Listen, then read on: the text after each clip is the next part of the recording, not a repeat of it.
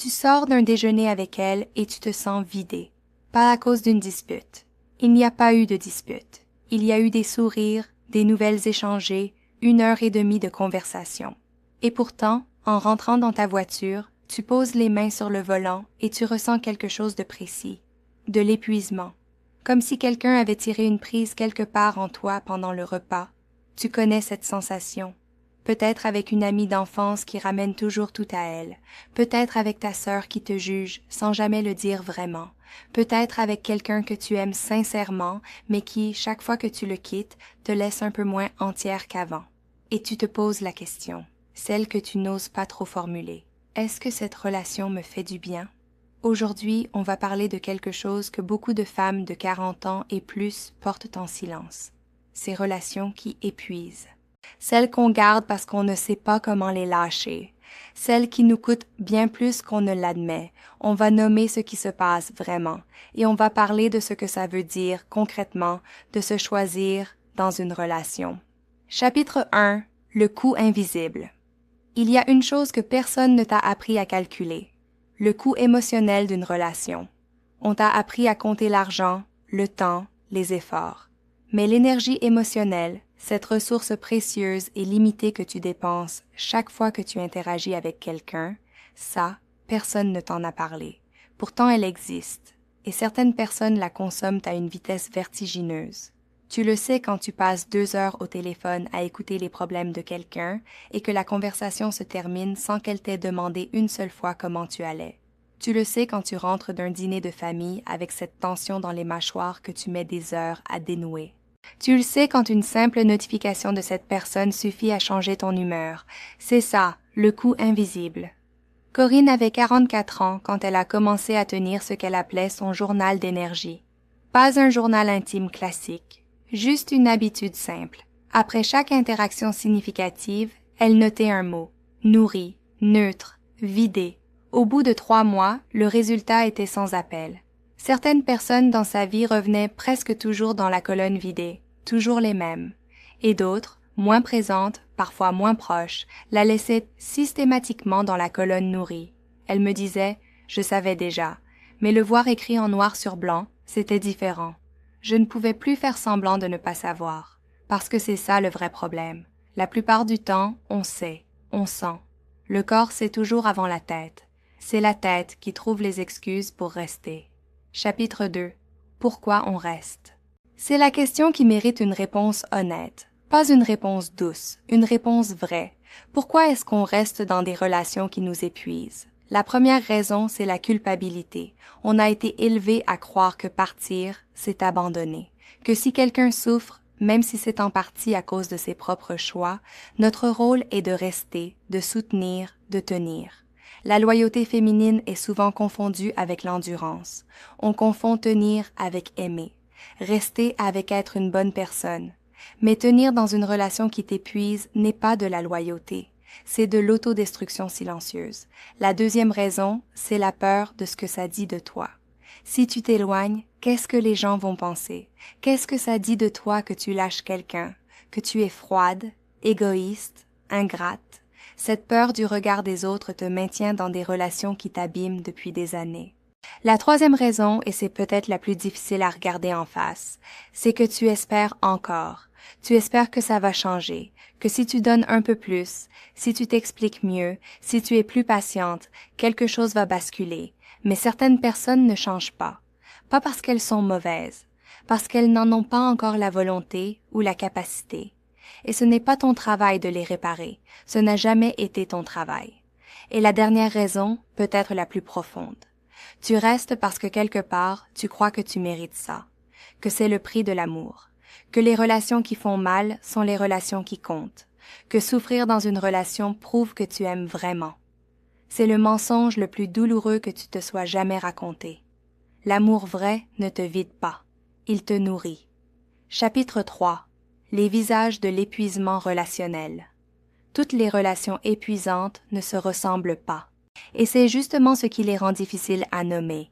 Il y a la relation avec la personne qui prend toute la place. Chaque conversation tourne autour d'elle. Ses problèmes, ses angoisses, ses victoires, ses injustices. Quand tu parles de toi, quelque chose dérive rapidement. et tu te retrouves à l'écouter encore. Tu sors de chaque échange avec l'impression de n'avoir pas existé. Il y a la relation avec la personne qui critique en souriant. Jamais un compliment franc. Toujours une petite remarque glissée dans la conversation. Sur ton poids, tes choix, ta façon d'élever tes enfants, ta carrière. Elle appelle ça de l'honnêteté. Toi, tu appelles ça rentrer chez toi avec quelque chose qui ressemble à de la honte. Il y a la relation avec la personne qui ne donne que dans la crise. Absente la plupart du temps, elle réapparaît quand elle a besoin. Et parce qu'elle revient, parce qu'il y a de l'histoire, tu t'organises autour d'elle, tu remets des choses en pause, tu te rends disponible. Et quand la crise est passée, elle disparaît à nouveau. Et puis il y a la relation la plus difficile à reconnaître. La relation avec quelqu'un que tu aimes vraiment, profondément, mais qui, dans sa façon d'être, dans ses besoins, dans sa manière de fonctionner, te consomme plus que tu ne peux donner. Ce n'est pas forcément de la malveillance. C'est parfois juste une incompatibilité profonde entre ce dont ils ont besoin et ce que tu as à offrir. Et ça aussi, c'est une réalité qu'il faut apprendre à regarder. Chapitre 4. Ce que l'éloignement n'est pas. Avant de parler de comment on part, il faut démanteler quelque chose. S'éloigner d'une relation épuisante n'est pas un acte de cruauté. Ce n'est pas de l'abandon. Ce n'est pas une trahison. C'est un acte de vérité. La vérité que tu n'avais pas osé dire à voix haute. Que cette relation te coûte plus qu'elle ne t'apporte. Que tu t'es perdu à l'intérieur d'elle. Que continuer comme avant n'est plus possible.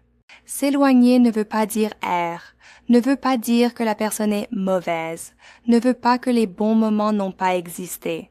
Ça veut juste dire que là où vous en êtes, dans l'état où vous êtes toutes les deux, cette relation te fait plus de mal que de bien. Sophie avait une amie depuis 18 ans, depuis le lycée. Elles avaient tout traversé ensemble, les ruptures, les deuils, les accouchements, les crises professionnelles. Mais depuis quelques années, quelque chose avait changé. L'ami était devenu quelqu'un qui se nourrissait de la détresse de Sophie. Quand Sophie allait bien, les conversations étaient plates. Quand Sophie souffrait, l'amie était là, vivante, présente, comme galvanisée. Sophie a mis longtemps à le voir, et encore plus longtemps à se l'admettre. Quand elle a finalement choisi de prendre de la distance, elle m'a dit quelque chose que je n'oublie pas. Elle a dit « J'ai l'impression de trahir 18 ans d'histoire ». Et en même temps, j'ai l'impression de me retrouver moi-même pour la première fois depuis des années. Ces deux choses peuvent coexister. La douleur de lâcher quelqu'un et le soulagement de se retrouver. Chapitre 5. Comment on part ou comment on pose des limites. Partir ne veut pas toujours dire couper. Parfois, ça veut dire réduire, créer de la distance, remodeler la relation en quelque chose de tenable. Et parfois, oui, ça veut dire couper. Clairement, définitivement, la première chose à comprendre, c'est que tu n'as pas besoin d'une grande explication pour t'éloigner. Tu n'as pas à justifier ta décision. Tu n'as pas à convaincre la personne que tu as raison.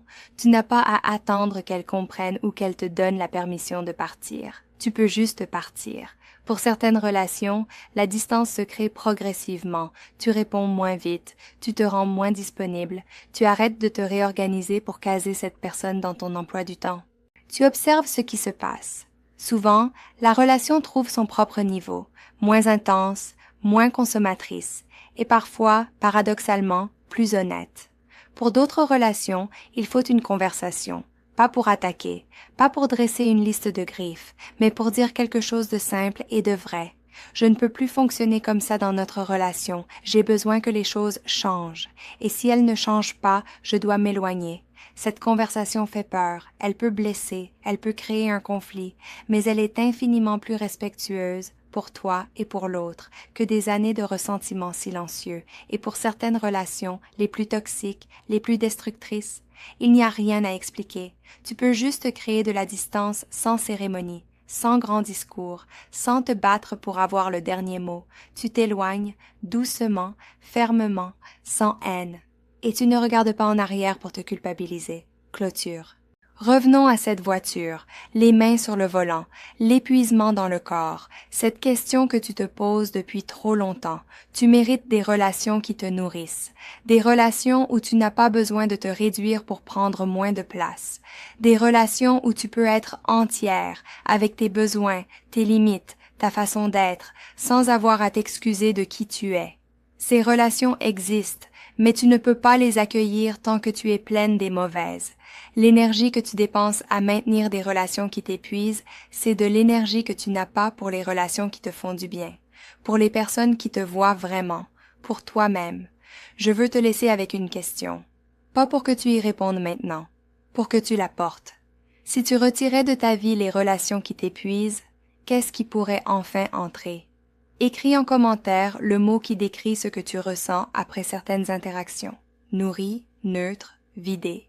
Je veux te lire, et si cette vidéo a nommé quelque chose que tu portais sans pouvoir le formuler, partage-la, parce qu'il y a une femme dans ta vie qui a besoin de l'entendre aussi. Abonne-toi à la sagesse d'elle. On se retrouve très vite. À très vite.